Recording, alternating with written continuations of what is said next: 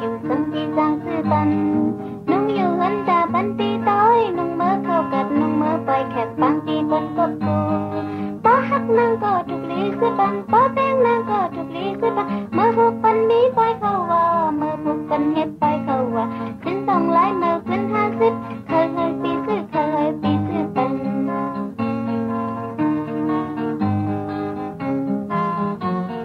ชิ้นต้องไล่เมื่อขึ้น50ปียึดโดยอยู่ปีเขาจะอยู่อัปเดตลำนางก็นับส่วนเงินอ่อนคำก้นทองกบเงินปีกบเงินปีเอาจับเก็บกะมันเลย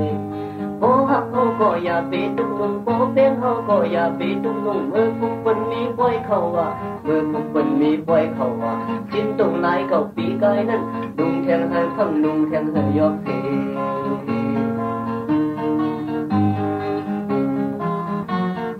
นั่งคอยปันก็จะอันปันมีก็เลี้ยงขึ้นมาอ้อปีเขาคือป้ามีเงินเดสิสุขโคเลี้ยงขึ้นเหมยนุ่งเลยก็เมื่อปีผ่านในนาเอ้ย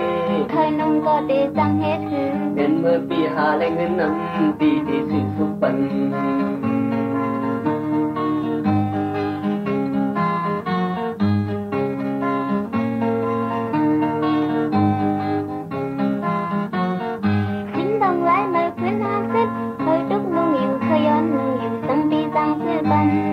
นุ่งอยู่หันตาปันปีต้อยนุ่งเมื่อเข้ากัดนุ่งเมื่อไปแคบบางทีปันกับกู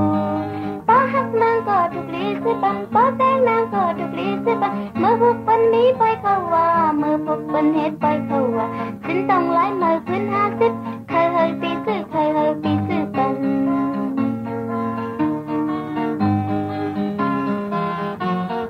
สิ้นต้องไล่เมื่อขึ้น50ปียึดโดยอยู่ปีเขาจะอยู่อัปเดตลำนางก็นับส่วนเงินอ่อนคำก้นทองกบเงินปีกบเงินปีอำแล้วเตรียมกามันเลย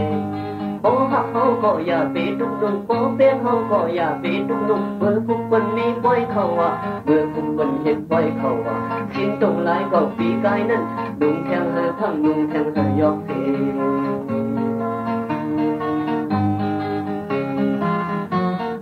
นั่งคอยปันก็จะอันปันมีก็เลี้ยงขึ้นมาอ้อปีเขาคือว่ามีเงินเดสิสุขโคเลี้ยงขึ้นเหมยนุ่งเลยก็เมื่อปีผ่านในนาเอ้ยเคยนุ่งก็เดจังเฮ็ดคือเดือนเมื่อปีหาแรงเงินนำปีเดสิสุขปัน